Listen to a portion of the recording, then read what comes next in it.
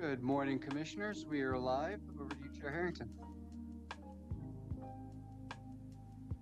Good afternoon, everyone, and welcome to the February 24th Washington County Board of Commissioners work session.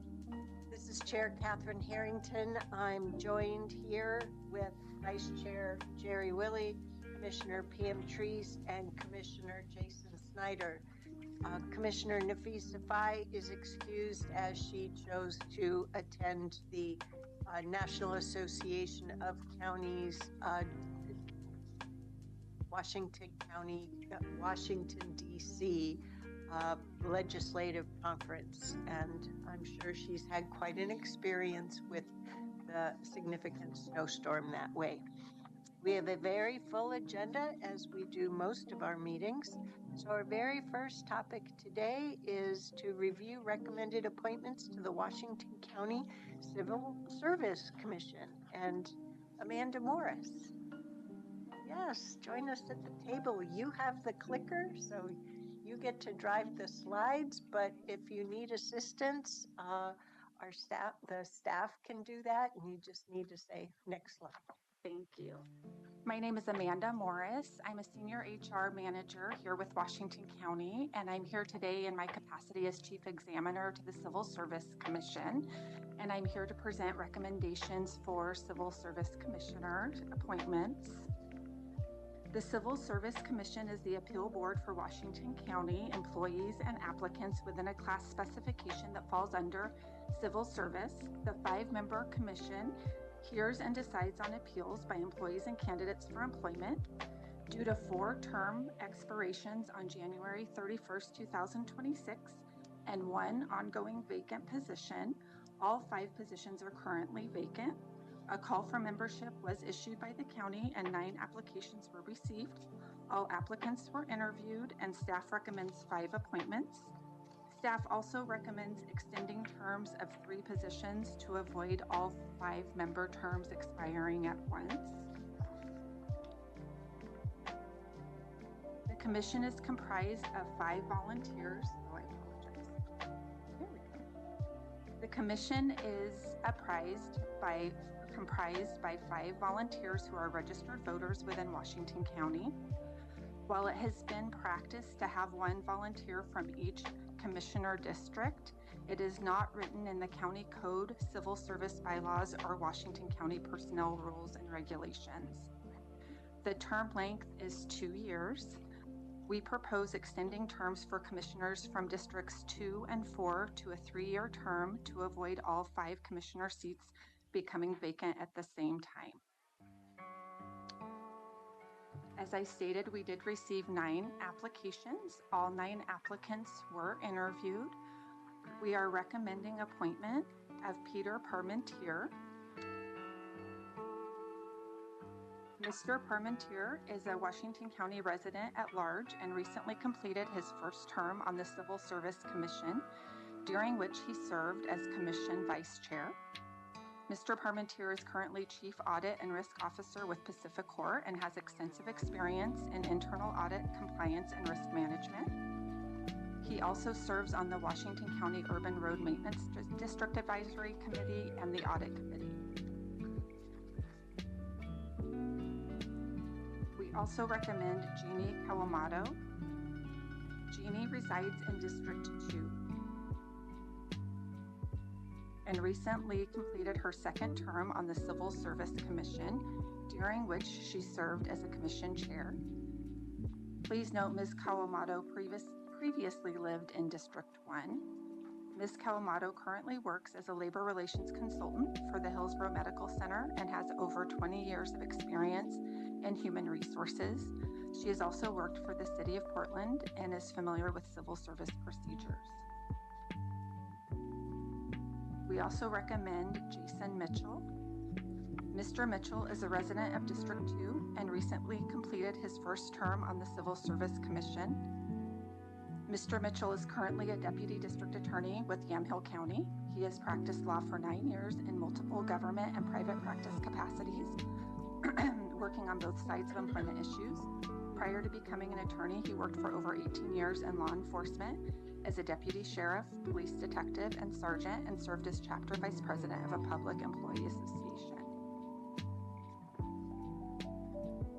We are recommending John Pascal Jr. Mr. Pascal is a resident of District 3.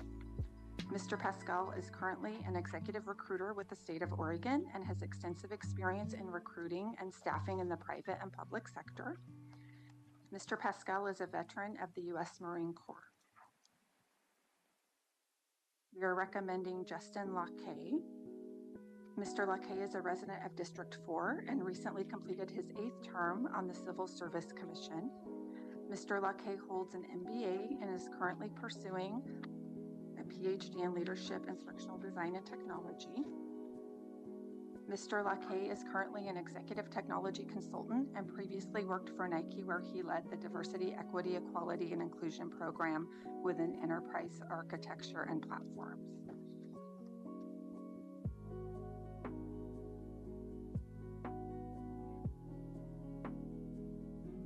And that concludes our recommendations.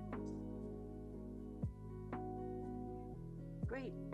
Board members, what are your thoughts on these recommendations and making sure you're clear on the staggered terms for Peter Parmenter serving with a term ending March 31 of 2028, similarly with John Paschal Jr., and then the remaining 3 would their terms would go until March 31st, 2029. And just to be clear, the three-year term for some of them, that's a one-time change, right? To get Correct. them on a separate cycle? Okay. Thank you for clarifying. That is correct. Clear about that. Any other questions or comments? Commissioner Treese's thumbs up. Yeah, I'm good. I am thumbs up on these appointments, but I do have a question. And this is to make sure that I and the public at large have clarity on the role of the Civil Service Commission. So we have, of our full employee set, we have a portion that are represented by different unions, and then a whole portion of employees who are non-management, who are not represented by unions, and then of course we have the management ranks. So when the 5-member Civil Service Commission hears and decides on appeals by employees and candidates for employment, are all 3 of my bubble characterizations have opportunity to go to the Civil Service Committee, or just a subset? Represented employees have the option of filing a grievance through their union process or filing an appeal with the Civil Service Commission, so Okay. they could fall in that. Yep. And then there are a number of positions that are exempt under the Civil Service Act, so department heads, district attorney, county counsel, a variety of positions that are explicitly declared as exempt from civil service that would not have appeal rights with Okay. the Civil Service Commission. The majority of Washington County employees are in civil service covered positions. Ms. Morris answered that far more articulately than I ever could, so thank you. That's why you are the subject matter expert in this space. Could you just give me an example of, and it's just top of mind, examples of the kinds of appeals that employees might make to the Civil Service Commission? Yeah, absolutely. Do you want me to take that one? We have received appeals for discipline, and it does have to be a discipline that results in an economic action. So discipline that results in termination, demotion, layoff could be appealed. Classification allocation can be appealed. Okay. And then for candidates, recruitment process and candidacy can be appealed. Great. Thank you very much. That really filled in a couple of holes in my knowledge base. So it looks like we will have these appointments coming back to us in not the 3rd, but the next business meeting after that. Yes. Great. Terrific. Thank you so much. Thank you very much. All righty. Got through that pretty quick. So that means we're a little bit ahead and hoping that our government relations team is ready for the 2026 state legislative session update. They are, and it looks like they got the AOC camera system to work today. Hello, team. We're even smaller than you are on that. And before Ms. Doyle starts, just as a matter of announcement, we are hearing some reports from individuals watching the meeting on YouTube that there is some smooth jazz in the background. We're not quite sure how. There's music in the background of the YouTube video, but staff are working on problem solving that. So just apologies to community members that may find this hard to understand. And I assume that the IT team has checked with the big control panel in the auditorium. Staff are doing their magic. Awesome. Thank you very much. Cool jazz. Cool jazz. I mean, Let's the rate the session is going, maybe the team needs it as well. Before we get started, I'll note that in the letters for your consideration are listed under this item. So if you'd like to do at the beginning or the end, I leave it to you, Chair. well, why don't we do it first? Okay. Because you've made all the letters available to us. So first, let me see, do any commissioners have any questions on any of those letters? No. Nope. Okay. What are your thoughts on thumbs up for approving them? Thank you. There you go. You know, I made it very challenging work for all of you. Thank you for that. All 8 letters will be shared with those partners this afternoon. So with that, the team is here to talk about the state legislative update for where we are today, which goodness knows what that answer will be. So they'll talk about the budget conversation and then the policy updates for those primary things we've been talking about with your board. And with that, I am now Vanna White, and the team is here to talk. Hello there, Pablo Nieves Valenzuela, Government Relations. The first thing we want to talk about here is just some changes in the budget conversation as it relates to revenue.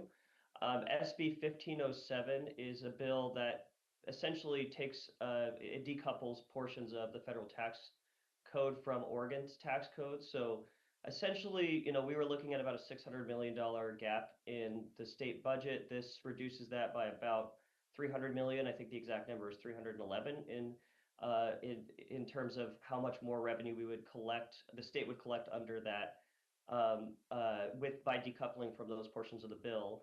So that is a significant a measure for closing that gap, but it certainly still leaves a fairly large gap that the state will have to close.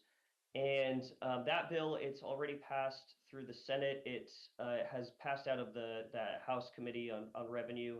And so we're expecting that it will hopefully pass out of the second chamber here soon, barring any unforeseen circumstances related to walkouts and all of that. So that's the main thing we wanted to start with as it relates to revenue. When it comes to the agency cuts that we're all tracking, we don't have a super clear picture of exactly what cuts each agency is going to experience.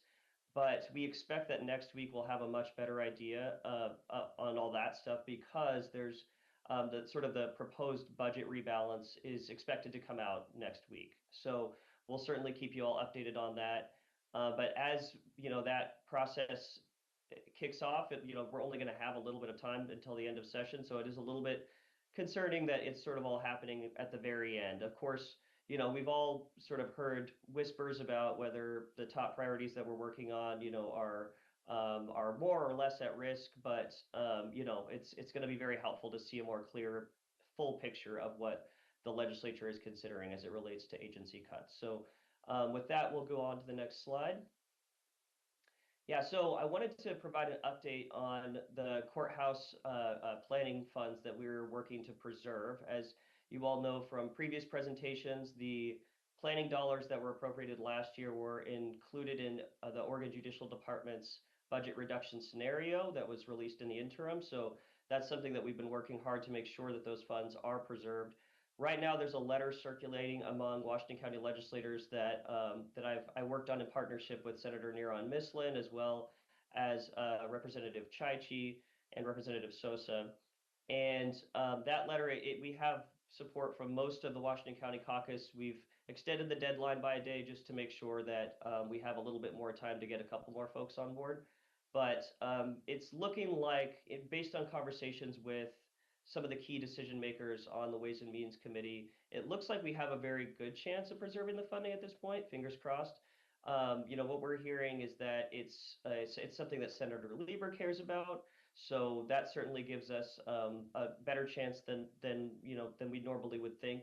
And we're also just hearing that the public safety co-chairs and even Representative Sanchez, nobody's really flagging this as something that they want to include in cuts. So again, knock on wood, fingers crossed, but we are feeling pretty good about our chances of preserving that funding at this time. And with that, I'll go ahead. We can go ahead and pass it on to Carly. Thank you. Hi, good afternoon, commissioners. For the record, my name is Carly Silva Gabrielson, and in the following two slides, I'm going to be updating you on the status of the economic development bills. The first bill, Senate Bill 1586, the Oregon Jobs Act, received 3 public hearings in the past week before Senate Finance and Revenue. The focus of those public hearings were on the -4 amendment, which included revisions secured by the county that further aligned the bill with the board's priorities that were outlined at the beginning of the legislative session. Specifically, key changes in the -4 amendment that we were successful in securing are the changes to the land use process that we've discussed, which will allow the land to be annexed directly into Metro and allow for city zoning and land use processes to apply, and specifically reducing workload, timelines, and procedural complexity for county land use and transportation staff. So that was a really great win in the -4. Furthermore, given that the enterprise zones were removed entirely from the bill, the most significant operational issue that remained for county staff focused on the administration of the local option capital tax exemption, capital equipment tax exemption. The bill would allow for cities and counties to adopt a temporary property tax exemption for advanced manufacturing equipment. But an important detail of that is that a city could adopt this independently from any sort of county process, meaning that the county assessor would still be responsible for administering that program on behalf of the city. So that would mean that the assessor's office would review the applications, conduct the inspections if needed, ongoing compliance, auditing, and enforcement of that exemption. So to prevent this from becoming an unfunded mandate on the county, we worked with a coalition to secure explicit authority for assessors to charge a fee that will be equal to the actual administrative cost incurred. This was really great because it ensures that the county general fund is protected and that county taxpayers are not subsidizing a locally adopted exemption, and that the workload for the county assessors is acknowledged and offset in this bill. So in result of those changes, Washington County did submit written testimony in support of the -4 and also provided verbal testimony. And the bill's future progress is still pending. I think proponents are working on a few final revisions, and we expect to see most likely a work session scheduled soon. Next slide, please, Erin. Wonderful. Now turning to House Bill 4084A, the Governor's Economic Development Bill. That was heard in House Revenue Committee this week and now has been referred to Ways and Means, the subcommittee on transportation economic development. It has a hearing this Thursday. Throughout the session, we've been requesting revisions to the bill in coordination with AOC and the county assessors, focused on including a requirement of IGA language between the zone sponsor and the county when an enterprise zone is created or expanded. We did learn at the end of last week that the governor's office was not amenable to including IGA language in the bill. And so in response, we worked with Senator Neron Mislin to file an amendment on behalf of Washington County, AOC, and the county assessors that would provide exactly that, an avenue requiring the zone sponsor and county to enter into an intergovernmental agreement to talk about cost recovery.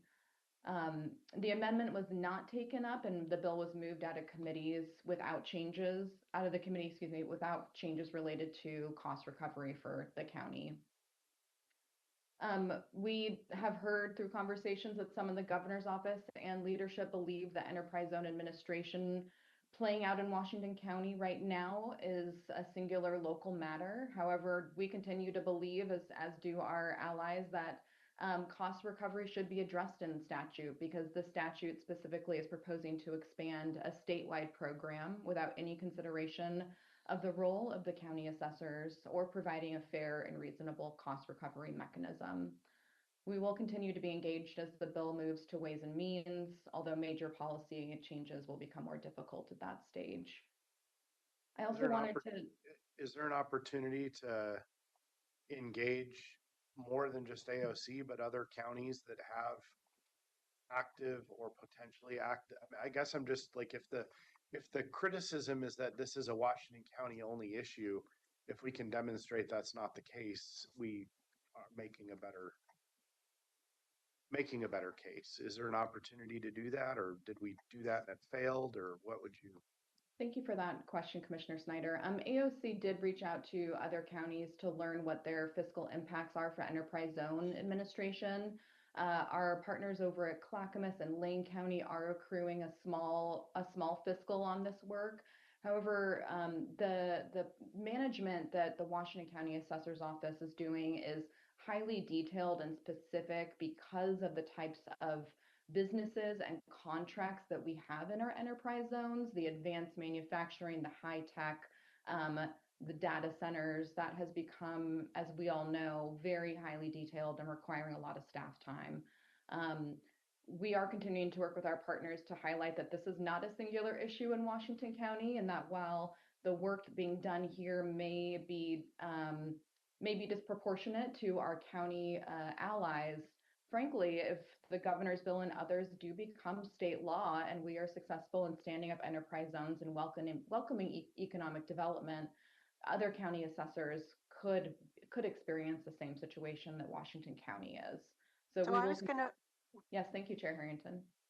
So I was going to hold my question on this bill until the policy question slide, but since we're going through extensive conversation about House Bill 4084A now, I want to ask or propose that, given the current form, that we, the board, take a full stance in opposition to this and continue to highlight the situation that it can apply to all counties. We're just more expert in articulating the impact of it right now, and really send a strong message that this is not something that we can bear. Because if they pass it the way it is, we're not going to be able to bear that cost. Yeah, I hope the message, though, is that we support the general purpose, but there has to be cost recovery for us to support it. Mm-hmm. I mean, very well that put. Would be the message. Yes.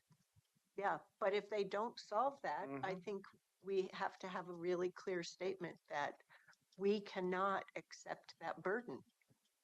And I believe in last week we submitted testimony to the committee members directly. It's not on OLIS because of timing issues, but that is what the county's letter said explicitly. Without this cost recovery, we cannot support this enterprise zone. We support economic development, but we cannot support this bill with these provisions without cost recovery. And I did see in your communication to us that letter of testimony. I'm just suggesting that, in addition to our government relations team submitting that testimony, that we put together a letter that reiterates that this impact is not acceptable, and just put our name directly on it. I mean, we're not the only county that's got active data center stuff going on. So, I mean, like, I don't buy some of that. I mean, some of them are not in counties that have big assessors offices. So I don't really fully understand we're the only ones that have a significant impact. I'm pushing back against the governor's office characterizing this as a local matter, Washington a County. singular local matter, and it's not. And I think we have to be clear about that and then some. So you can just take the same content and just put our board signatures on it. But I think to Jason's point, it might be smart for us to do maybe some of our own research. Morrow County, Crook County, these are all places that have They have data centers in flux right now with enterprise zones. So I just, to me, that's part of the story, but we don't have to belabor that now. But it would be nice if the letter had their signatures as well. Yeah. Well, today's the 24th. TikTok. We know that there's only going to probably be one more committee opportunity to get this message out there. Our team's already worked with AOC. So I think we've got to set ourselves up well, because if we don't hit the deadlines this week and wait until March 3rd or later, I mean, they're going to be in an all-out sprint to hit March 9th. So that's why time is of the essence, in my opinion. I agree. We can I'll have Carly draft a letter for your signature, and as if you each individually approve it, we will add your signature block to the letter and allow for all 5 of your consideration to get it in a timely manner. Yeah, I think that's a great approach. Okay, great. Thank you. Thank you for the feedback, commissioners. And I'll also just include that I'll check in with our counterparts to see if we can get information from Cook County and Merrill County as well. So thank you for that. And just to conclude, I wanted to touch on at the last meeting, a commissioner questioned the initial $40 million investment in the governor's bill and if that was sufficient for statewide site readiness. I wanted to just highlight that there was testimony provided reflecting similar concerns and that the need, frankly, exceeds the initial investment request. But at the same time, the investment must be considered within the broader fiscal environment and as the legislature continues to balance multiple major funding priorities this session. So we will continue to monitor the bill and then see if that narrative continues to come up regarding the $40 million investment. It's greater than zero, so. That's right, Chair Harrington. Thank you so much. And that concludes it for me, so I'll pass it over to, I believe, Zucker. 40 million on a nice sidewalk, like, you know. Greater than zero. There's a lot of industrial lands that also have some areas of brownfields, and that's why one of the reasons why this was also created. So, Commissioners, for the record, Zucker Khan, Government Relations here, Washington County. I'll be touching upon the immigrant rights and federal response package briefly. Most bills in the package are still alive and are progressing forward through their respective chamber. And as we were starting this call, the uniform bill that Rep. Chaichi had written is on the floor of the House. And then some bills have been referred to the Ways and Means process. 2 bills I'll just kind of point out briefly. There's one dealing with public contracts that will not be moving forward this session. And then House Bill 4117, which deals with funding for universal representation, may end up being funded through another bill or a budget bill at the end of session. It did not make it through the committee. And we can go next slide, I think. And then I'll just return it back to you, Chair. Does your board have further information needs about the current state legislative session? commissioners? No. I'm seeing all no's around the table, and that includes me. So thank you very much. Thank you, board. Thank you. Thank you. Okay, job well done. Onward we go to topic 3, historical collection plan. Request for direction. We have plenty of chairs and mics. No floral. Nice try. We are not a shy bunch. Neither is she. All right. Okay. Good afternoon, Chair Harrington and board. We're pleased to come here with you today with a refined plan for assuring Washington County provides stewardship and management of the Washington County Historical Collection. As you recall, in April, the historical collection was returned, or April of 25, a year ago, the collection was returned to Washington County. I'm hopeful that this refined plan will meet the board's expectations of assuring that we're safeguarding the collection while we complete a thorough inventory. We have heard from the board that the goal is to find a permanent home for the historical collection. So today you're going to hear our proposal to work towards that goal over the next 5 years. There's some new faces at the table today. So a lot of you had the chance to meet Fred Ramstead during your individual briefings. Fred has been supporting this project all along since the beginning, but she will now become the lead for Washington County. She's supported by Rachel Brumet. Did I say that right, Rachel? Brumet. Darn it, Brumet. The program coordinator who has extensive experience with historical collections and archives management. We also have Laurel at the table, who needs no introduction, but has really become a critical member of this team and our plan to move forward with managing this collection. Also in the audience today is Joe Nelson. As you know, Joe is retiring on Friday, so I want to take just a moment to thank Joe for his work on this project. The historical collection was added to his very full plate about a year ago, and Joe jumped in full Joe style. He was analyzing the data, reviewing a lot of old contracts and documents, and meeting with and answering lots, up to hundreds of emails from the public. I appreciate that Joe has led this effort and got us to this place and to this plan that I hope meets your board's expectations. So thank you, Joe, for all that you've done on this. And then also in our audience is our new A&T director, Eric Olson, who I feel very confident will carry the strong foundation in A&T forward for many years to come. So with that, I will turn it over to our leader, Fred, who will walk you through our refined plan. Thank you, Marnie. Good afternoon, Chair Harrington and Board. For the record, my name is Fred Ramstead. As Marnie said, I'm the Cartography and Records Division Manager for the Department of Assessment, Taxation, Records, and Elections. And I'm excited to be here to talk to you today about the Historical Collection Plan. So to go over the agenda for today, so we're going to start with a brief project history, and then we're going to talk a little bit about the Historical Collection Request for Proposal, the RFP. We're going to go over some costs and various options that we considered to try to mitigate those costs. We'll talk through our historical collection plan timeline, and then we will be requesting direction from your board. So in December of 2024, Five Oaks Museum closed, and in April of last year, 2025, as Marnie mentioned, the historical collection returned to Washington County's care and oversight. And I just want to pause to emphasize once again that this collection has always been owned by Washington County.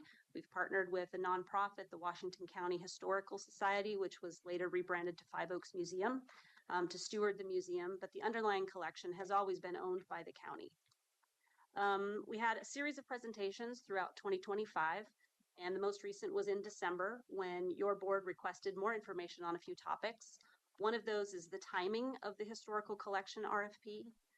Another is whether it would be feasible to contract out the inventory project, and also a little bit more information about the facility cost allocation plan, or CAP costs. So we'll talk about each of those things. So to start out, just a little refresh on the historical collection request for proposal. It's staff's understanding that the board's objective is to explore options to find another entity or organization who would take on full financial and stewardship responsibility of the collection. And of course, that would be found through an RFP process. In the interim, until we hopefully are able to find such an entity or organization, the county would maintain full financial and stewardship support. We'll talk about the timing of the RFP here in just a few minutes. Is anyone unclear on our goals? Okay, great. Thank Great. That's one of the questions coming up at the end we're asking for direction on, so that's helpful. Okay.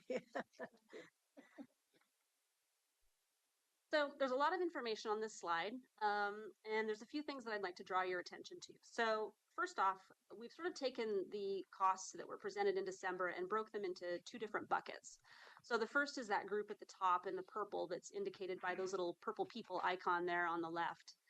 Those are primarily personnel-related costs, materials and supplies. You can see our program coordinator, that's Rachel's position listed there, as well as 2 administrative specialist 2 positions that we are proposing for the 26-27 budget that we're hoping will be approved to add them on to help us do the inventory project. And I would also like to note that the numbers listed there would be total compensation packages. That's compensation plus benefits, so full package. The second bucket that we have is that green section at the bottom, and those are more related to our internal service fund fees, so the cost allocation plan or those cap costs. Some of that would be related to operations, but the bulk of it would be related to facilities. And I know there was a lot of conversation about that when we showed that big number in our December meeting. And so we have Laurel here to talk a little bit about what those cap costs really mean and where they come from. Thank you. So the cap costs are shared expenses that we are passing to departments across the county using the cost allocation plan. They're generally pooled for cost efficiency and also to provide predictable budgetary numbers for departments year over year. The facilities expenses are divided into 2 buckets. That first one is operations and maintenance, and the second one, labeled as depreciation, funds our building and equipment replacement fund. They're both divided across the county based on how much space a program occupies. Currently, the rate for operations and maintenance is about $23 per square foot. That compares to our flat rental, our base lease rates with the county. Right now, our external leases are averaging between $14 and $25 per square foot for just the base level lease, not for utilities, property management, custodial, and other property management services. The depreciation dollar amount that you see there is 2% of the county's annual depreciation schedule. The reason that we collect that is to make sure that when we have major failures like roofs or HVAC systems, the county is prepared to cover the cost of maintaining their own assets. Does anybody have any questions about those? I think on that point, I guess I want to be clear because it's been asked, or it's just a question. The building itself is not owned by the county. The building itself is owned by the county. It's a very confusing. The ground is owned by PCC? Correct. So what we actually have is a ground lease. So until that lease expires and we relinquish the building to PCC, we will be responsible for all of the upkeep of the building. Correct. Thank you. You're welcome. Thank you for asking. Okay. Thank you, Laurel. Mm-hmm. So in looking a little bit more at these numbers, first off, you'll probably notice that as you go through the years, the numbers are static. They're not adjusted for inflation. And that was intentional. Our plan for this chart was not to estimate exact costs. It was more to illustrate that there are certain categories of costs that will appear and disappear over time. So as Laurel mentioned there, in year 1, 26, 27, in those little green boxes, you can see that there's no cost for those facilities cap costs. So those will kick in the 27-28 fiscal year budget. And likewise, if you look down at the end on year 6 in the purple group up there, the personnel services, you can see that those 2 administrative specialist 2 positions go away. And that is because we're estimating that our inventory project will take about 5 years. And then at that point, presumably, we would no longer have need for those additional staff and costs would decrease at that point moving forward. So is the idea here, the program coordinator, I think you mentioned the persons in the audience, their entire work would be devoted to this during this time frame? Is that what's proposed here? Yes. Thank you. Yes. Okay, so you notice again, I'm going to draw your attention to those two little buckets and those two little icons. We have our little purple people and our green facilities related costs. So we kind of wanted to look at those two buckets and see if there's any way that we could mitigate either of those buckets of costs. So we looked at a ton of options. So we have a couple slides here that will go through some of those. So first off, one of the options that we considered to try to adjust those personnel related costs, and this is something we presented in August, was to move some existing staff out to the collection building and have our A&T imaging team move out there. They would do their regular work and they would also chip away at doing the inventory over time. But once we started working with PCC and came to learn that they have plans for the building in about that 2038 timeframe, we realized that that timeline was too short to have our staff do both their day jobs as well as this additional work. So unfortunately, that's not an option that we could do. Another option that we looked into that was suggested by your board in December was whether it would be feasible to have contractors perform our inventory project, if that would be less expensive than hiring staff directly. And we reached out to several companies. We were able to get a hold of two, one local, one kind of on the other side of the country. And unfortunately, in both cases, between the contracting costs that they would need to have us pay, as well as the consulting fees, it's more expensive to go with contractors to do this work than it is to hire our own AS2 staff. So again, not a feasible option for us. But thank you for that suggestion, because it was really great to look into that. Can you give us some idea of the magnitude of difference? I know one of them was, we don't have like written proposals from them. Just approximate, like double, triple, what? One of them was probably at least double or close to triple. Okay. And one of them was, it was more, but probably not double. Okay. But it was definitely Thank you for significantly more. I think that's good context for the public. Yeah. Thank you. Thank you for that question. So another option we looked at, which could potentially impact both the people side and the facility side of costs, was what if we just took everything out of the building and put it in long-term storage? We wouldn't have to pay anybody to do inventory. We could get out of this big building with its giant square footage and potentially pay less money. So what would that look like? And Laurel set us straight pretty quickly on the costs of moving and storage, because of course we would have to move everything out of the building, and that would include things that we know we don't need to keep, such as props that were part of exhibitions over time that aren't even really historical objects, things like that. So we would have to pay to move everything out. We would have to pay to store everything. But the biggest issue with that is that there would not be any access for the community to use the collection for research. So we have already started fulfilling public research requests. Rachel's been working with the public, and we plan to continue that while we do our inventory project. And once we have direction from your board, we will be creating a communication and community engagement plan. We don't want to do this work in a vacuum, and we want the community to be involved. And so ultimately there would be no forward momentum if we just squirreled everything away in storage. So this was kind of a non-starter. So a few more options that we looked at. What if instead of our very large square footage building, what if we just moved to a smaller building to do our inventory project? Again, Laurel's brilliant. No, Fred, that's not going to be cheaper. We would have to pay to move everything. We would still have cap costs wherever it was we moved to, and we would probably have to pay lease costs on top of that, which we don't currently have to pay, or $1 a year, I think it is, to PCC. So that would be more expensive ultimately than staying put to do the inventory. Another option that I believe was suggested previously was, what if we could just rewind everything and resurrect the Washington County Historical Society nonprofit organization? Unfortunately, that organization has been legally dissolved. And the big issue there is that the county would still own the collection and would not remove that option would not remove any financial risk or stewardship responsibility from the county. So we could find ourselves in this position once again down the road. And staff's understanding is that that's not really compatible with the board's objectives. So once again, not really a feasible option.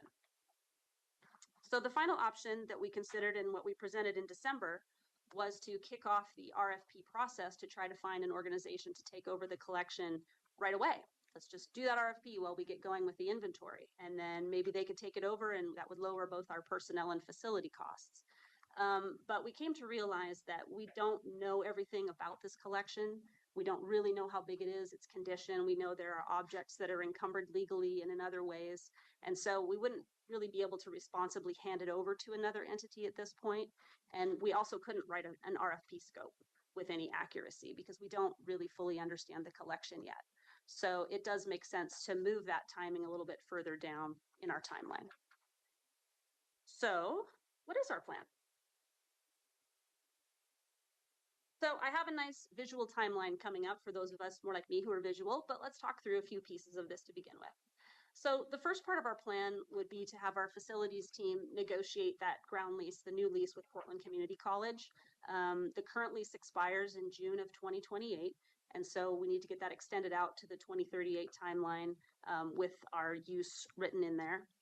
The second thing, which is a new piece that we're presenting this time, we haven't really talked about before, is the Record Center Replacement Feasibility Study. And I'm going to table that one for just a second because we have another slide on that coming up. Laurel's going to talk about that in just a moment. We'll come back to that one. Meanwhile, we'll be doing the inventory, and this is a massive project. Rachel and I have already started talking about a project plan. This is something we'll have to attack in phases. It's a very big project. But we're excited to get started on that. And then after the inventory is done, we would then do the historical collection RFP. And then, of course, the PCC lease would end probably in 2038. Okay. So the Record Center Replacement Feasibility Study. So as the Cartography and Records Division Manager, the Record Center falls under my purview as well. Lucky me. So that is where we house all of Washington County's administrative records that need to be kept for varying lengths of time based on state retention laws. And our building is full. We have 13,000 boxes in our building, and we have to store another 9,000 off-site. It's been full for many years, and it's not really a building that was meant to be used for this purpose. So we know we have some work to do there. So Laurel, do you want to talk a little bit about that plan? Sure, thank you. So in order to assess the long-term needs of counties' record retention functions, Facilities has already budgeted a feasibility study, which would be very similar to the one that you've seen coming forward with the jail expansion, that where we will be able to engage objective third-party experts to assess our current situation, but also predict our future needs so that we can be strategic in our investments going forward. We are kicking that study off now, even though it was budgeted some time ago, long before we knew anything about the historical collection. What the timing has provided us is a gift so that we are going to be able to fold that into the requested scope of work from those consultants so that they can help us investigate the possibility that we may not find a future home for the collection, and how would we as a county maintain or meet those responsibilities in a new facility if that's what the outcome is. And Fred can walk us through how that times out with the decision points on the timeline that she's created on the next slide. Before you do that, for the sake of our community, who may be watching this now or come back to the recording, can you give a brief summary of the kinds of records that are under the care and control of your group? I know there are things like land deeds, property deeds, but could you expand on that a little bit? Yeah, for sure. So there are sort of there's a distinction between the county administrative records and then this historical collection set of archives. Mm-hmm. So the county administrative records would be like Board of Commissioner minutes and Sheriff's Office documents and land use and transportation, health and human services, everything from around the county, in addition to, like you say, like our deeds and things. Some things need to be kept literally forever. Some things maybe need to be kept for 10 years or 2 years. So they all have varying lengths of time, and we track all of that. And so I'm trying to use language that I think our community members would relate to. And that's why I'm referring to property deeds, lands, yes. Buildings that people own, and records pertaining to that. Somewhere there has to be a record of ownership. But also we do work with regard to birth certificates, death certificates that our Health and Human Services group does. I don't know, Ms. Angie, if there are any other examples that you want to give. Those were really good examples, Chair, as far as how it relates to an individual that may be watching this, how an individual may not think it relates to them until it does relate to them. The business of the county, whether it's actions of the board, actions of land use and transportation through planning, may be items that an individual needs to have access or request access to. Let's say if there's property development that's occurring, that they want to look at that historical archive. And as Fred had indicated, state statute does guide what our retention schedule for all of those documents are. Similar to when we talk about collections, historical collections, having an appropriate facility that is safe and secure, not only from people, but also just significant weather, whether it is flooding or even fire, is incredibly important from a safety and security of the public mission of Washington County. Can you give just a couple examples of things that have to be retained forever? I'm just struggling with what that, I mean, are those like birth and death records or? The main one would be our property records, our property deed. Okay, that so those do get retained forever. Forever, Okay. yes. And we have quite a few different record series. I'm not the absolute expert in that. No, yes, but I'm just trying to get an idea again for the public. Okay, thank you. You have to keep permits for some number of years too. Permits. And there's also just also there are a lot of records that have been moved to electronic storage as well. But some of the older records, like there's even older patient records that, depending on the circumstances, have to be kept forever. So thinking from a perspective of like the medical records. But good. Thank you very much for indulging us. Those are great questions. In that relatable context. Thank you. We don't usually get to talk about our records, so thank you for letting us. Well, occasionally, Very Peter's exciting. so happy to see them moving. Yes. Yeah. Or into this building. And staff is really wonderful about allowing me to just look at the pile of books or the pile of boxes without touching. Not touching at all. And I really appreciate their exemplary stewardship and care for that. So keep up the great work. Thank you so much. I appreciate those questions. All right, so moving on from this one, we have that timeline that I promised. So you can see us there at the beginning of 2026. So the first thing would be to get that new PCC ground lease taken care of. Our facilities team will work with them on that. And then we also have this record center replacement feasibility study that'll be going on this calendar year. And then meanwhile, we'll be kicking off the inventory project and hiring on hopefully those 2 AS2s. And again, we estimate that will take about 5 years. And then at which point we would issue the historical collection RFP. If we're successful in finding another organization to hand everything off to, we would do that. And if not, the board at that point would be at a decision point about what comes next. But either way, that will leave us several years to deal with the objects and vacate the building before that PCC lease would end in presumably 2038. Okay. So then our request for direction. So we have 2 slides here with 3 different questions. And I'm going to go ahead and just read these to you. So while continuing responsible stewardship of the historical collection, much to the question that the chair asked early on, is your board in agreement with the objective of exploring options to find another entity to assume full financial and stewardship responsibility for the historical collection? So let's pause there. Sure. Yes. Yes. Yep. Wonderful. Thank you. And then question number 2. While continuing responsible stewardship of the historical collection, is your board comfortable moving forward with negotiating a new PCC ground lease? Yes. Yes. Many options there. Great. And is your board comfortable moving forward with completing the historical collection inventory, followed by launching the RFP process? Yes. Wonderful. I feel like I need to The pop ground lease would be, I mean, we're gonna be asking for the dollar per year again? Okay. correct. I feel like I need to pop a bottle of bubbly apple cider. No, You all did a I lot was of gonna prep work on open, this. I was gonna open the floor to comments. Yep. So thank you, Commissioner Snyder. I really, I think every member of the board appreciates the due diligence.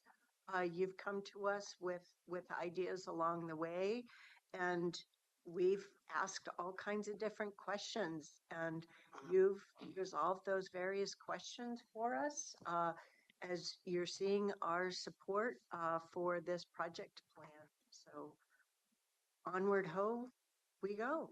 And thank you for doing this great work to everyone on the team. Terrific. Thank you very much. Great. With that, we are quite ahead of schedule. So I'm just going to have us keep going and then we'll take a break after the next item, if that's okay. Sure. Okay. So we're into board and leadership communication now and formal agenda item. Why don't we do the formal agenda item first, if that's okay? We convene as the Clean Water Services Board of Directors at 5:30. Does anyone have any questions for items on this agenda? Okay, I do want to mention, because I'd like to raise it during director announcements, two things. One is I've let you know that I'm dealing with a new heart situation that has come up. And my approach is to make sure I'm doing the right thing for my own personal health, but secondly, to make sure that I am following through on my responsibility for the two agencies. So when I went to the ER a week ago Friday, I immediately called down to staff to make sure that the meeting I was not going to be able to attend with external folks could be covered. So thank you to staff for that. But then yesterday I immediately called Vice Chair Willie. But the long and short of it means that in consultation with my doctors, I am currently, per our prior conversation at the CWS work session earlier in February, whatever Friday that was, we discussed the different trips for board representation. And I was asked to cover the NACWA, the National Association of Clean Water Agencies fly-in in Washington, D.C., April 14 through 16. But it would be best if I stay grounded for a few more months.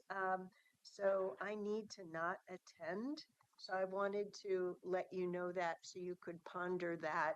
And then I'll bring it back up during director announcements to see if we can either close on that or define a time certain so that staff will have what they need.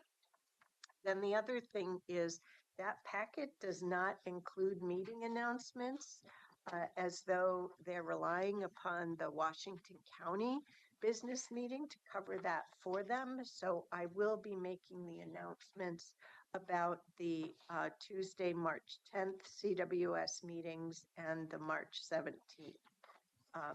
So just practicing the no surprise rule. On the Washington County agenda, does anyone have any questions on the items here? Oh, but first, if I might, could I check in with Clerk Hodges to see if we have an update on public communication for the two sessions? So for Clean Water Services, we will not have any public communication signups currently, and there is 2 for the 2-minute section of the board meeting. Oh, but none for the, Not for the 5-minute currently, no. oh, okay, okay. Okay, great. Are there any questions on any of the items?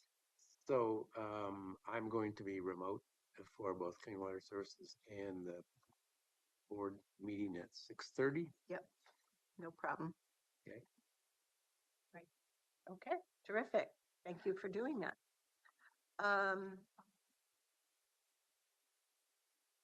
Okay, so board and leadership communication.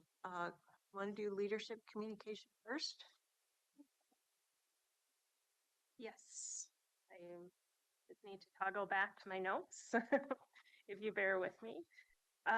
So board, I've shared email updates, and also Marnie Kyle did last week, sharing the heroic work of repairs to the public services building, but just want to bring that to light and closure. So last week, tree roots compromised this building, the public services building, connection to the main sewer line starting on Wednesday, causing blockage under the sidewalk along West Main Street. The need for emergency repairs prompted a shutdown of the water supply to the entire building and a temporary halt to in-person services. We take seriously anytime we do close the building and had explored very quickly on short notice. Can we still maintain services within the building? The reality of the unknown situation of a long closure of water actually started to impact the smell within this building, as well as we need to make sure that we are mindful of accommodation needs, ADA needs, and access to bathrooms, and we just couldn't pull that off. The PSB was back in full operational fashion yesterday morning after a great deal of work to locate, fix the problem, and clean the affected areas of the building, including, I will say, the smell. During the building shutdown, county employees did continue to provide many, but not all, public service channels through online means. That has been something that we have, county departments have worked hard on. COVID, one of the opportunities of COVID was that opportunity to shift many of our operations to online services. Also, when we do closures like this, we do not take a one-size-fits-all approach because we have such a diverse service portfolio in the county. So there is not a one-size-fits-all approach, even to departments, how they deliver services or what they can offer online or what needs to be in-person service. So that is where I'm going to connect this to emergency management and our ongoing work of updating our continuity of operations plans, which I know many departments did refer back to their plans. And situations like this just provide those opportunities of what are the other situations that we need to look at in continuity of operations planning. I do want to just recognize members of the public for their understanding during this time, and county employees for patience and flexibility during this unexpected disruption of services, and also for those that responded and their teamwork and long hours in facility, fleet, and parks. Our contractors, McKinstry and Lloyd Clark Constructions, and City of Hillsborough Public Works Department. This, and happy to answer questions if the board has, but these things happen when you have buildings. Can I ask one question?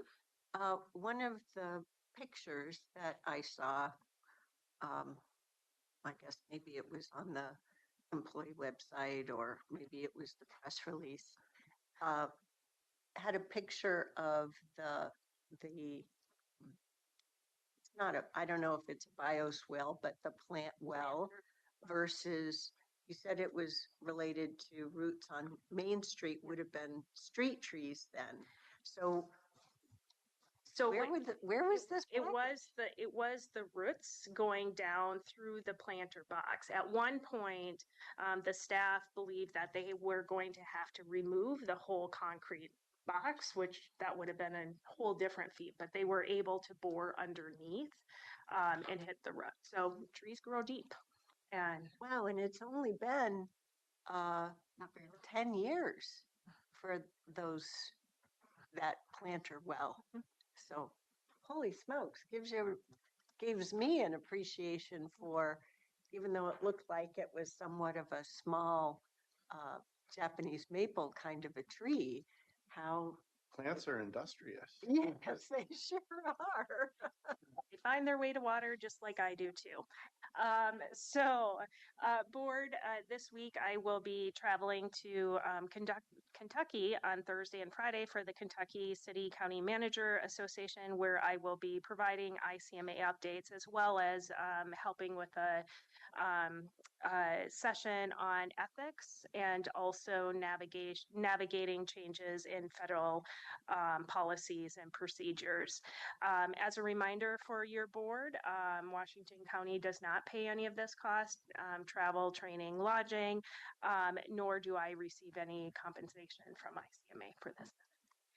During this time, we are still determining who the acting assistant county administrator is. So just as I do each time I'm out of the office, you'll receive an email with that information. And that concludes my update. Great, thank you. We have a strong team, so we know it'll be well covered. And they always know how to find me, and I find them too. Mr. Barnett. Chair, Commissioners, you may be aware of recent media reporting regarding a lawsuit from a former adult in custody, Zong versus Washington County and NAFCARE, alleging inadequate medical care to a jail inmate. We are aware of that lawsuit. Obviously, these are allegations only. They have not been heard by a court of competent jurisdiction. We'll continue to defend the lawsuit, and we'll work with Philip Bransford on any forward-facing public communication regarding the lawsuit. One personal scheduling note, so I may be out for a good portion of the day Friday. I had a child who made it to the Oregon State Athletic Association state wrestling tournament. So depending on how the brackets turn out, I will probably take some time off to go to that Memorial Coliseum Friday. All right, that's all I have for you today. Okay, time for board communication. Who would like to go first? I will. I don't know why I said that. That's right. So last Thursday, attended the Hillsborough State of the City along with Jason and Pam. It's always a good event. It's always fun. Lots of good people there, and so it's a good place to network and just catch up with folks. So it was a good event. Also met with our county auditor on Friday and got caught up a little bit on future audits potentially, and then we had some conversations on some other ones that she had done. Yeah, congrats to certainly our facilities, fleet, park staff for their hard work and getting the building back open in quick fashion, working over the weekend, and it was quite a project as we talked about. Free routes go everywhere, so nothing stops them. I had a meeting, a check-in with Chief Deputy Errol McCrae, and I have just sent you commissioners some updated on their drone activity. And I don't know if we had gotten that before, but I wanted to, it's Channel 6, I think, and a couple of other TV stations. Pretty cool what our Sheriff's Department is using technology to much safer environment and certainly more efficient. And so I thought it was very cool. So I sent that off to you. I think, if I might, if you could pause the clock for a moment. For context, they received a grant through Rep. Salinas, I think it was, for test and evaluation of drone use to better aid deputies on situations on the ground, so to speak. So that's, I believe, that what you're sharing with all of us. So. Yeah, good point. Because I'd forgotten about them recognizing Reps. I mean, this last week, I think, Jason. Yeah, I'm going to report out on. Yeah. I got to see the drone as first responder in person. Yeah, very cool. Yeah. This morning, I went to the Clean Water Services leader cohort number 5. They are up to about 60 individuals that has gone through their leaders program. It's just great. It was great to hear their the individuals talk about how important that was and how much they learned. And it's a very cool program. And I'm certainly expecting that CWS will continue that program and move into cohort number 6. Other than that, I don't think I have anything else. So thank you. Thank you. I can go next. Great. So last Wednesday morning, as we discussed on last Tuesday, I provided testimony at the legislature on SB 1586. It was the second day of the public hearings. We got the update earlier, and that testimony was provided to you as well. I also sent today, thank you for the nudge, my personal testimony that I had provided previously, and that was only written testimony that went through OLS. So on Wednesday of last week, your testimony was on behalf of the full board, commission. Board's Yes. position. Thank you. And I was actually taking Commissioner Willie's place because he had been scheduled and couldn't do it. And on Monday, they didn't get to him, and on Wednesday, he was unavailable. Okay. I also want to say thank you to Facilities, Fleet and Parks, and everybody for the work that was done here. Saturday was an all-day retreat for Acre, and it was a really good meeting. I couldn't attend for the first few hours. Jason was there. You can give perspective as well after where I missed different pieces. But what I was struck by is that Acre is clearly interested in continuing their work, number one. I think that they're clearly interested in having a meaningful advisory role with the board. And I believe that they are very interested in making sure that the communication is consistent and ongoing into the future. So, and then we talked about all different aspects, and it was frankly a very positive meeting. And Jason, perhaps you will provide other perspectives as well. It was facilitated by a spousal, and it was interesting, different facilitation techniques that forced us to look at priorities and that type of thing. Tomorrow this week there are 2 Metro meetings for myself. I have Impact tomorrow and I have RWAC on Thursday. At Impact tomorrow night, it's all discussion. There's no action. And the first piece will be the 2023 RTIP amendments. And then there'll be another future vision engagement update. And there will also be the WEA industrial lands proposal discussion. So there's been a group that has been convened that the county sits on, WA sits on, and Metro sits on to look at the different components of industrial land supply and recommendations to improve that supply. And I mentioned it to Jason so that prior to that meeting, if he wants to give me any feedback from WA, I'm happy to take that with me on Wednesday. Thursday, I have the Regional Waste Advisory Committee meeting, RWAC, and we are in the final stages of action and taking action on the recommendations for goals for the regional garbage transfer system. And I've been working closely with our internal group to make sure that we are on board with their recommendations, and we are, and it's going positively. The other thing we'll hear about is the conceptual design for a community depot in the Cornelius. So then I have 2 separate meetings this week with one with the Banks Mayor, Marcia Kirk, and North Plains Mayor, Aaron Dumbro, on the vehicle registration fee work. And thank you very much to the team for supplying the talking points, the scale difference, and it gives us really tight specifics about what cities can expect. And I appreciate the FAQ as well as the fact sheet. And then on Friday evening, I'm going to be attending the Central Cultural Gala at the Clean Water Services table. you. Commissioner Snyder. Yeah, last Wednesday was a WEA board meeting. I don't think I probably have much more to add to the conversation you were asking about, but I appreciate you checking in. There's later that evening, there was a King City City Council meeting where I did my regular check-in. Thursday, I had the vehicle registration fee intro meeting with Mayor Hu from Tigard and with Mayor Rosner later that day from Sherwood. I met with a couple of Tigard city councilors later that day at their request on some topics, and then attended the Hillsborough State of the City.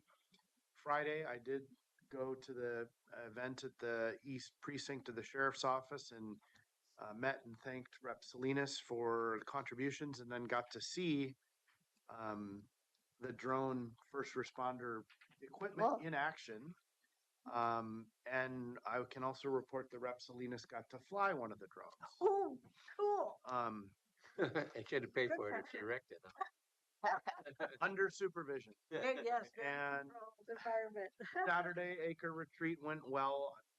Commissioner Treese, I don't have anything to add from the beginning of the day. I mean, we did a lot of team building and just kind of getting everybody grounded before you arrived. But on that topic, if we could pause the clock real briefly, we passed a resolution and approved the acre bylaws long ago.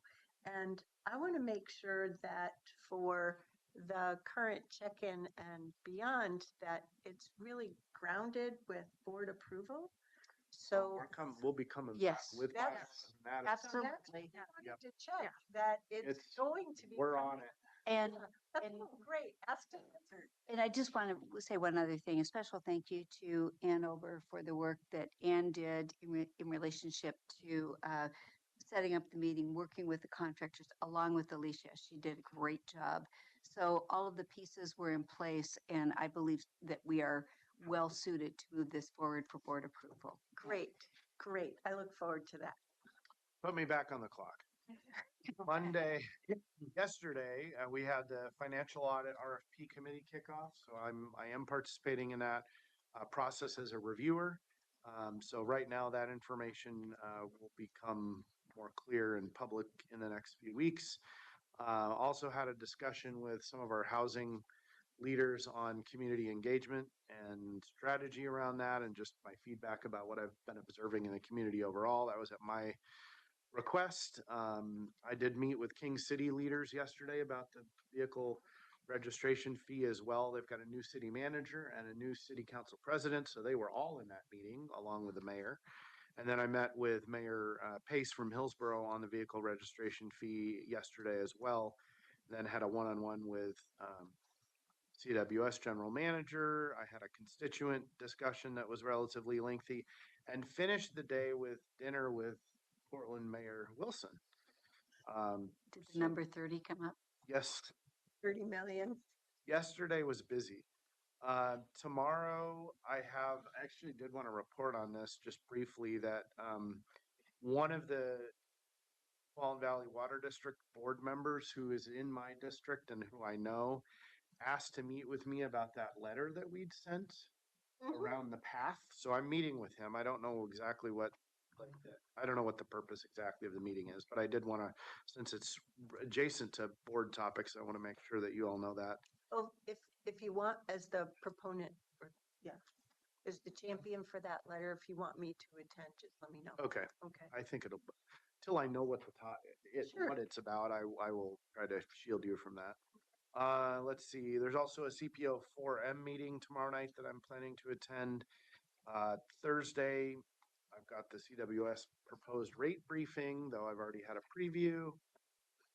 Friday, the 27th, the HB 2017 Transit Advisory Committee's meeting, and then the Public Safety Coordinating Council is having a special meeting to deal with legislative topics to make sure they're staying on top of whatever's happening. This is part of our attempt to try to be more nimble and engaged during the brief legislative sessions. Next Monday, I've got my one-on-one with Under Sheriff Cook and the Urban Services Framework briefing and a Region 1 Act meeting. So it's been a busy couple. Has been and will be. Well, thank you all for that work. As you know, last week I was away on personal time. We've talked about the CWS NACO meeting, and why I bring it up in both board meetings is because depending upon when you leave, if you have to leave on the 13th, then you'll miss not only the Tuesday meetings, but also our our Washington County budget committee orientation meeting where we're all expected. So I wanted to let you know that I have listened to some of the February 17th work session, specifically board and leadership communication, and I'm still working on the rule of law discussion.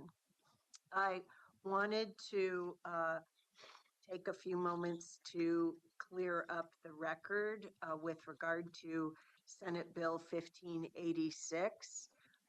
This is not a land use reform bill. I believe that was a mischaracterization.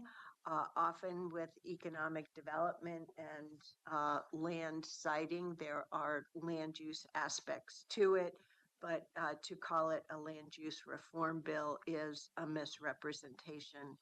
I was quite dismayed by Commissioner Fye characterizing it that way, but also in her testimony misrepresenting the bill and the history. It really showed to me a lack of research on history with regard to the land use aspects, which is really sad, specifically about the Regional Urban and Rural Reserves Program and the fact that it had extensive public engagement. This information is easily available on the Metro website, but also you all have quite an expert on that program in me. And there was no attempt to reach out to me and ask me about the history. More specifically, about the role of the Urban and Rural Reserve Program and the Court of Appeals work that occurred approximately between 2012 and 2014. They made a decision, but then they took quite a long time for the DOJ and the Court of Appeals to come through with their written report. So the state legislator had concerns on the Court of Appeals decision as because of the state legislature's role in two actions from the session in 2007 to enable the Metro Urban and Rural Reserves Program. And what both LCDC and the Court of Appeals observed is that Metro did the urban reserves correctly. Washington County and each of the three counties had the role of doing the rural reserve designation, and Washington County specifically did not do rural reserves correctly per the factors.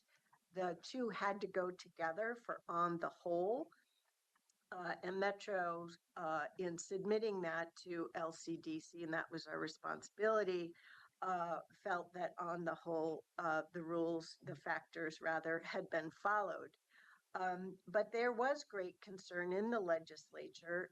The city of Hillsborough and Thousand Friends had their particular interests, and they followed up with weekend discussions with a lot of facilitating by state legislators, specifically Representative Ben Unger and Brian Clem, that resulted in House Bill 4078. This Senate Bill 1586 leverages the Urban and Rural Reserve data. It does not create new land use information. There was full public involvement in that whole Urban and Rural Reserve Program and in all of that data. So any characterization that there is still public engagement to be done, which I believe is one of the assertions made in Commissioner Fye's testimony, does not follow the facts. And there were multiple areas in her testimony that, to me, just my read of it, and the availability of the facts just fly in the face of that. I did commit to follow up on your discussion from last work session on the rule of law. I read Commissioner Fai's email on amendments that have come in from community members that she seems to indicate she is going to advance at our March 3rd meeting. I asked for the record, since this is part of this section of our work session, that in addition to the list of the amendments, her email reflecting that these are not her ideas, but that she is serving as an advocate for the ideas of others. I look forward to our having discussion on that. Happy if you want to do the discussion today, but I think she'll insist that we have this discussion again at our work session next week, so we don't have any surprises from her at the business meeting, or at least we take the opportunity to try to limit those surprises. So we will have a discussion on it, or we can at the work session next. Well, the problem is, according to the rolling agenda that we all have had access to from the February 5th packet, is we do have a little bit of time, according to that, the rolling agenda as of February 4th, but I don't know if that has changed. Clerk Hodges, do you know if there's still some open time in the work session on March 3rd? As I look at it, I don't think there's any time, but we might be able to move something around if need be. Okay. Um, Okay. Clerk Moss, welcome. Thank you, Chair Harrington, Commissioners. So we do have some time in the morning because we just have the Explorer Tualatin Valley contract update for 30 minutes and then the formal agenda. So there is time before the board meeting for you to discuss. Like a half an hour? You would have a good, probably up to a half hour. Full half hour.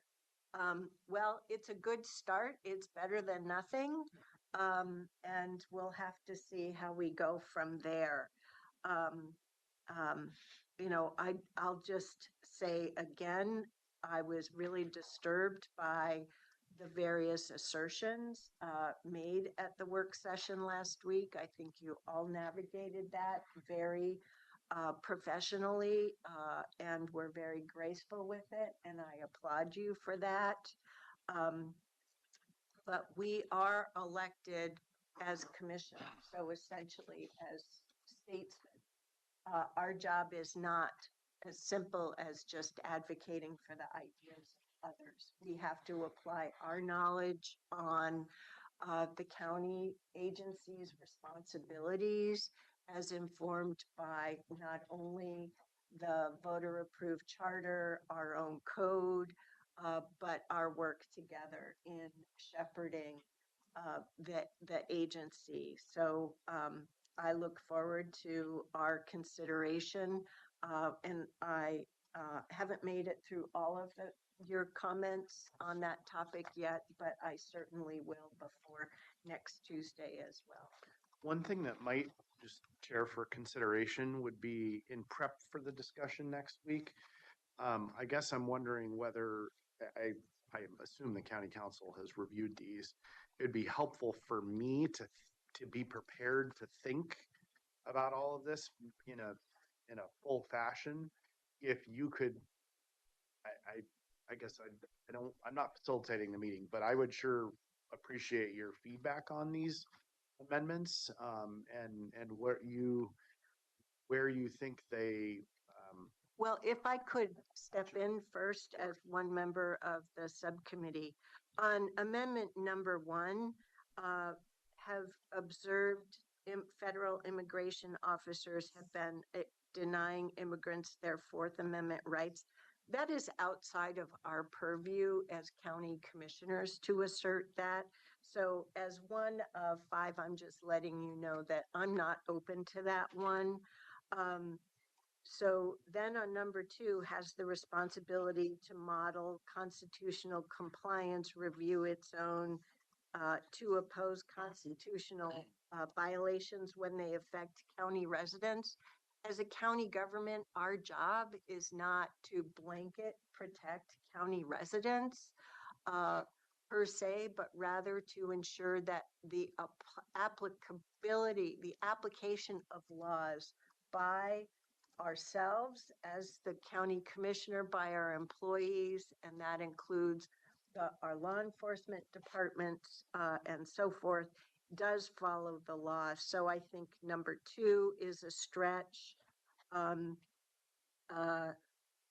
the last one in support of a bill before the U.S. Congress, I just feel like that is getting into a space that Congress really needs to get itself together in its own effectiveness. And I think it deviates our work. We have a very full workload already from concentrating on county business.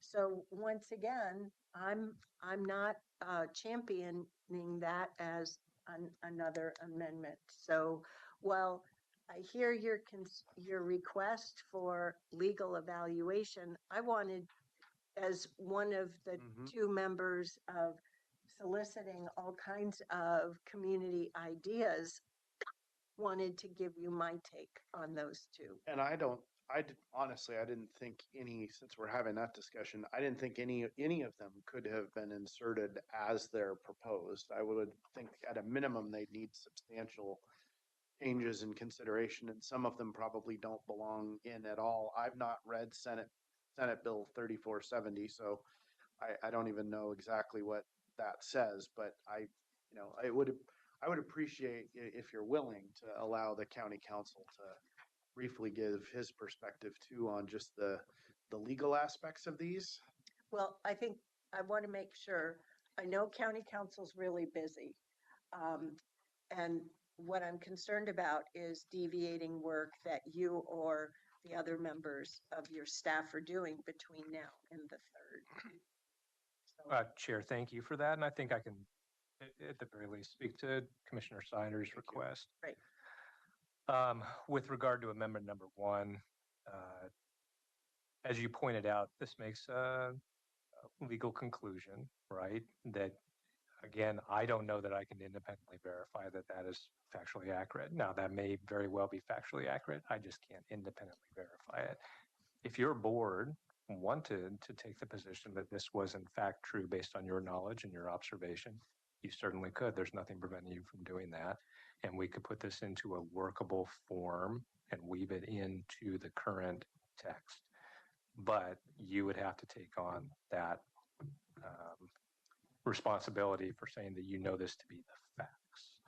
The 4th Amendment right around unreasonable searches, not unauthorized. What is that about? Yeah, it refers to unreasonable searches and seizures. I believe that's a typo. And I will also point out language here. Yeah, the last sentence, denying protesters their First Amendment rights to excessive use of force. I believe that's maybe a misstatement, protection from excessive use of force or something along those lines. As to number 2, the sentiment of the amendment is consistent in large part with the rest of the current draft R&O.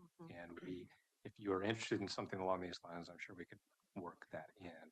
Regarding Senate Bill 3470, I confess I looked it up briefly and then have not read the entire bill. But that's policy call for your board to determine if you want to take a position on a piece of legislation in front of the United States Congress right now.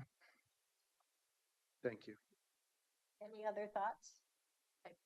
I would just like to say that I'm going to reiterate what I said in our last meeting. And that is when I look at this RNO, I'm looking at it for longevity, Mhm. not just in the current space that we exist. And so amendment number 1 and number 3 is about current issues, and it doesn't to me mean the same thing as the concept of the rule of law. I could work, as you just mentioned, in amendment number 2, because that is more consistent with the message that we were, at least that the draft intended to send. So that's my But view. with rework, right? Yes, yes, absolutely. It doesn't mean that I don't recognize both 1 and 3. It just means that the concept of what we were trying to accomplish is that's in its form for posterity as well and for future boards. So that's important to me. I agree with that on 1 and 3, and just where that fits in. I can work with 2 and some sort of Mhm. revisions of it as well. I guess I'd say that I think you two did a great job of threading the needle with the initial one, and I am not going to be supportive of any amendments to the original RNO. Okay. If you want to have conversations on it, that's fine with me, but I like where it is.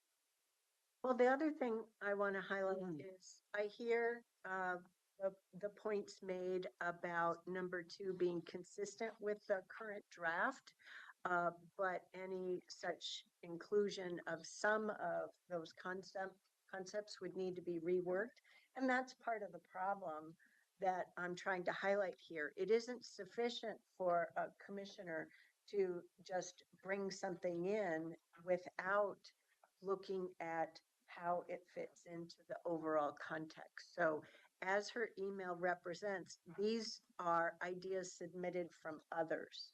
And she's only taken responsibility to send us the ideas of others, which abandons her responsibility for making sure that any amendments that she makes as a commissioner fits into the whole. So I hear Commissioner Snyder and Commissioner Treese, your remarks, but it's going to be up to Commissioner Fye to work with each of you to see if you want to come forward on March 3rd with any amendment to the current resolution in order to accommodate that. And we'd have to be careful about serial meetings and the fact that you and I have already worked on this separately. I think maybe Commissioner Treese could work with her without getting into. The responsibility really lays with Commissioner Fye. I agree. I just want to make sure we're. I don't want to say, yeah, give me a call, because I think that would immediately create a. Yep. Yes. I think you're right. Yep. I would like to add that in Commissioner Fry's email, she says, I'm available if I can be of any assistance with clarification or context, but that was directed to Alex. I'd be happy to talk to her and we can come back with.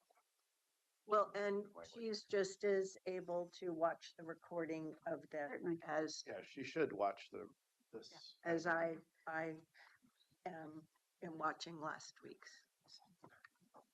Chair, if I can, one additional item from this RNO. So I sent your board an email. I was contacted by a member of the public. I misspoke during our work session last week.